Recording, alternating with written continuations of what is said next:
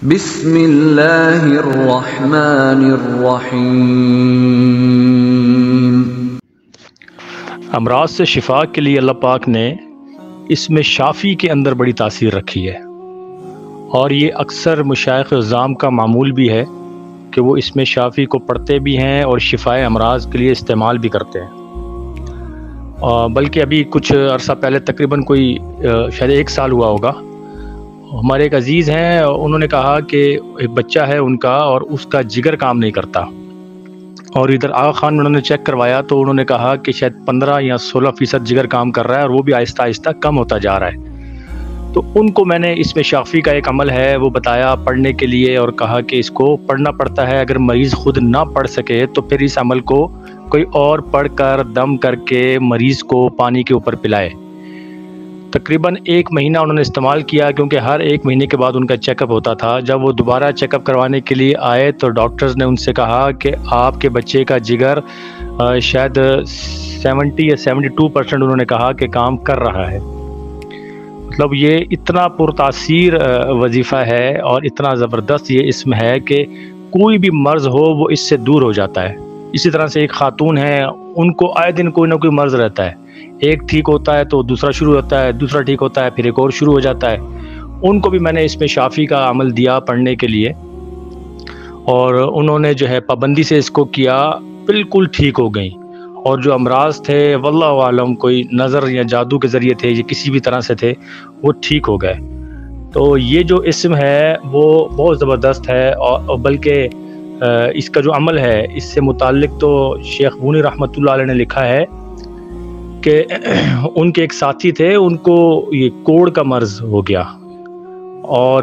جو معالجین تھے وہ ان کے قریب ہی نہیں آتے تھے، مطلب اظہار نفرت تھا ان کو اس مرض سے۔ بہرحال وہ کہتے ہیں کہ وہ شخص میرے پاس آیا اور اس نے مجھے کہا کہ مجھے علاج بتاؤ، تو شیخ بونی رحمۃ اللہ علیہ فرماتے ہیں کہ میں نے اس کو کہا اس میں شافی کو پڑھو، اور اس نے اس میں شافی کو پڑھنا شروع کیا۔ تو شیخ رحمۃ اللہ علیہ لکھتے ہیں کہ اس اسم کی برکت سے 15 دن کے اندر اندر وہ ایسا تندرست ہو گیا جیسے یہ مرض اس کو کبھی تھا ہی نہیں۔ تو یہ جو اس میں شافی کا عمل ہے، یہ وہ حضرات جو مریض ہوں یا جن کے گھر میں کوئی ایسا مرض ہو جو ٹھیک نہ ہوتا ہو، کیونکہ امراض اس دور میں بہت زیادہ پھیل گئے ہیں، بہت زیادہ، ہر گھر میں آپ کو کوئی نہ کوئی مریض ملے گا۔ تو اگر اس پانی کو دم کر کے صبح صبح سب کو پلا دیا جائے، یا کم از کم مریض کو تو لازمی پلائیں، تو انشاءاللہ کیسا بھی مرض ہو ٹھیک ہو جائے گا۔ یہ اس کا عمل جو ہے وہ آپ نوٹ کر لیں۔ مریض کے پاس بیٹھ جائیں، درود پاک پڑھیں، اس کے بعد 7 مرتبہ سورہ فاتحہ پڑھیں، پھر 422 مرتبہ پڑھیں الشافی، 422 مرتبہ پڑھیں الشافی، اور اس کے بعد 1 مرتبہ یہ دعا پڑھیں اللہم اشفی انت شافی لا شفاء الا شفاؤک یا اللہ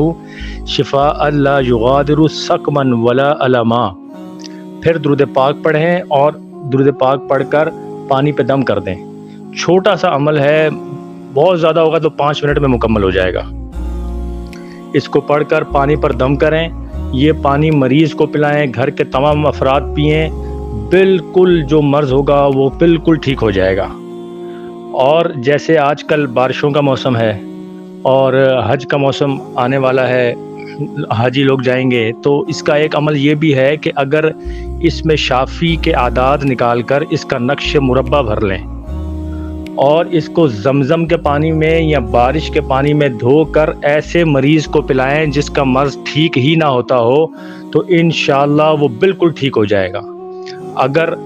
مرض کی نوعیت کم ہے، شدت کم ہے، تو 3 دن، ورنہ 40 روز اس کے مکمل کریں، انشاءاللہ کیسا بھی مرض ہو۔ یہ نقش میں نے کینسر کے مریضوں کو بھی دیا ہے، وہ ٹھیک ہو جاتے ہیں۔ تو آپ اس کو استعمال کریں، انشاءاللہ ٹھیک ہو جائے گا۔ اس کو نوٹ کر لیں آپ لوگ، اور اس کو اپنے پاس لکھ لیں۔ جب بھی کوئی مریض آئے یا آپ کے گھر میں کوئی مرض ہو، ان میں سے کوئی بھی عمل کر لیں۔ پہلا والا تو بہت معمول میں ہے، بلکہ ابھی